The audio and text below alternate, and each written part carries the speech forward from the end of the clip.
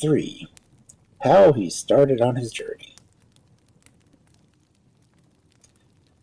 Wallace hears from Virginia, civilized compared to the uncivilized life. He determines to take a trip to the old states, lays in a civilized wardrobe. An old friend finds him disguised in his new clothes and starts on his journey.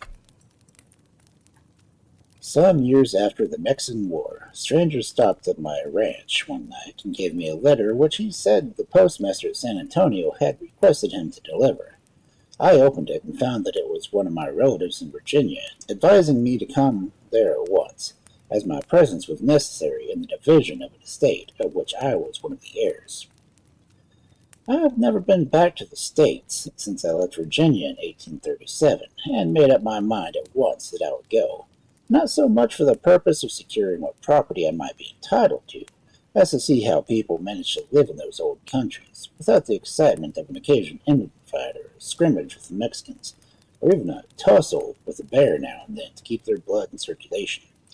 I thought to myself, it must be mighty humdrum sort of way of living, but I suppose custom enables one to get used to almost anything. The happiest people I ever saw on earth were the Quiches, who were at war with their neighboring tribes, and ran a great risk of having their hair lifted, even when they went to the spring for a drink of water. I don't say this to recommend a state of warfare, but only to prove that people can get used to almost anything but skinning. I once saw the Quiches skin some of their prisoners alive, and they didn't live 20 minutes afterwards. Nothing can survive that operation long, except a snake. But to come back to my story, it is necessary, before I started on my trip, to replenish my wardrobe, as what I had on hand wasn't exactly suitable for civilized countries. Leather hunting shirts and leggings are just the thing for the prairies and chaparral, but I had a sort of idea they wouldn't be considered the height of fashion by the people in the old states.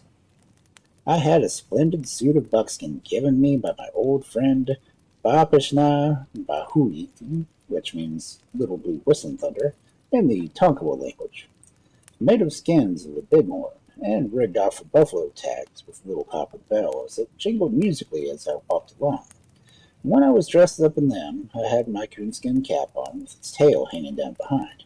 I did believe there wasn't a young woman in the settlement that could look at me without impunity.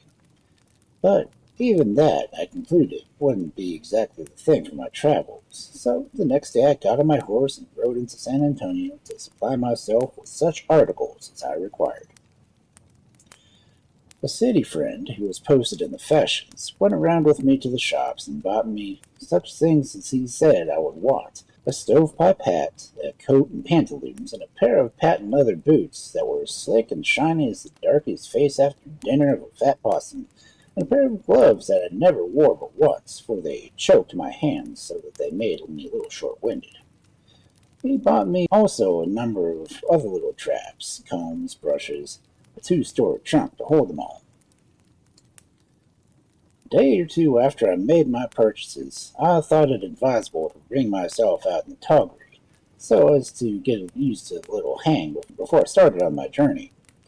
I squeezed myself into a pair of pants that fitted as tight as candle molds, and into a blue coat with metal buttons that fit tighter still, which split from stem to stern the time I sneezed, and finally forced my feet into the shiny boots, without bursting them either, or a blood vessel, which was the greatest wonder of all. When I had rigged myself out from head to foot, I felt as I suppose a man should feel when he was a layer of daub and plaster on him, and had hardened in the sun. I couldn't bend my knees, nor crook my elbows, couldn't do anything except sit bolt upright in a chair, with my legs straight out before me. Even when I smiled at the ridiculous figure I cut, no matter how faintly or sweetly, I could hear a seam crack somewhere.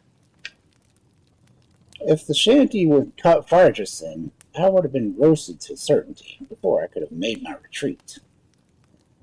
It so happened that while I was trussed up in that style, a fellow with whom I had a slight acquaintance came in to see about buying a horse.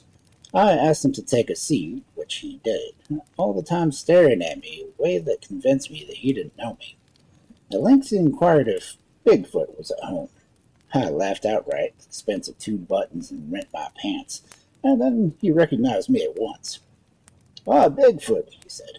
"What do you mean by disguising yourself in that way? Are you crazy, or are you going to courting?"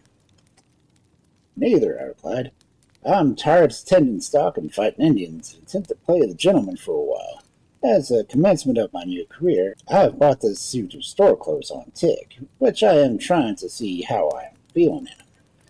Though my education has been considerably neglected in these backwoods, just as soon as I can learn to play poker and cutthroat loo, swear like a trooper, and can run off with some man's wife, I have some hopes the fraternity will admit me as a member. It is true I haven't killed a man yet in a duel, but I have got several in fights in the enemies of my country. Perhaps they will consider that a fair offset. What do you think?" My friend said that he had no doubt I would do with a little training, and asked me if I proposed to make a start of my new line of business. "I'm off in the morning," I said. "I've just $500 in my pocket, and when I got enough of that of my inheritance, I shall come back to my ranch here, put on my old buckskins, and run after stock and fight Indians for a livelihood the balance of my life." My friend bid me good-bye, and then the next morning, leaving my ranch in the care of an old compadre, Jeff Bond, I went to San Antonio and took the stage to Indianola. There I got aboard a steamer that was just ready to start, and in 2 or 3 hours we were rolling and tossing on the Gulf.